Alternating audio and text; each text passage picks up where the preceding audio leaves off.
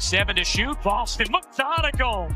On her take. Kelsey Mitchell had just poured in 24 points while running the offense out of position. And the Fever had clawed back from 17 down without Caitlin Clark. Plus, both Sydney Colson and Ari McDonald all sidelined. They still had the game in their hand. Then, on one final possession, it slipped away. A questionable shot choice, no timeout, and controversial late calls the coach would publicly question afterward. We'll reveal what Aliyah said post-game, short, blunt, and right at the heart of why this stings. First, you need to understand how they got here. Comment down below what you think of this tough loss. Let's go. How do you run an offense when your entire point guard depth chart disappears? Overnight? For Indiana, this wasn't a hypothetical. They were living it just a few days before the Dallas matchup. In a brutal sequence during the Phoenix game, Sydney Colson tore her left ACL, and Ari McDonald fractured a bone in her right foot. Both injuries were season-ending. In one night, the Fever lost two floor generals who were supposed to dictate pace, control possessions, and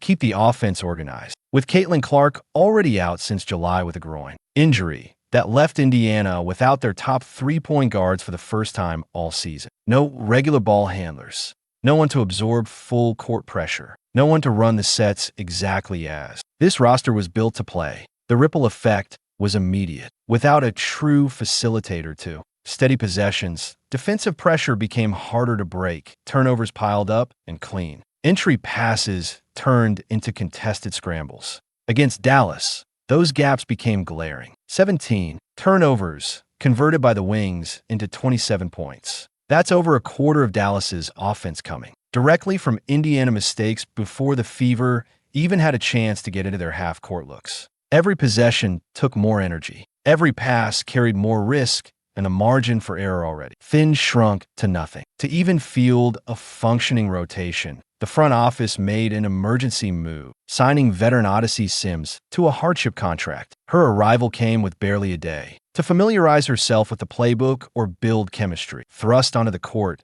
debut against Dallas. She played 13 minutes, finished scoreless with 2 assists and 1 turnover, and spent much of her time trying to read where teammates wanted the ball rather than playing instinctively. That left Indiana with one realistic option to handle the ball on nearly every trip. Shift Kelsey Mitchell out of her natural scores lane and into the lead guard spot. The coaching staff didn't have the luxury of easing her into it. Every inbound, every set, and the constant defensive attention all landed squarely on her. It wasn't just an X's and O's adjustment. It changed the physical demands of her game. She had to initiate possessions under constant pressure while still carrying the expectation to deliver as the primary scoring threat. The Dallas game became a snapshot of just how much those injuries dictated the flow. With a patch, together backcourt, every made basket took grinding effort. Every turnover opened the door for an opponent run. And yet,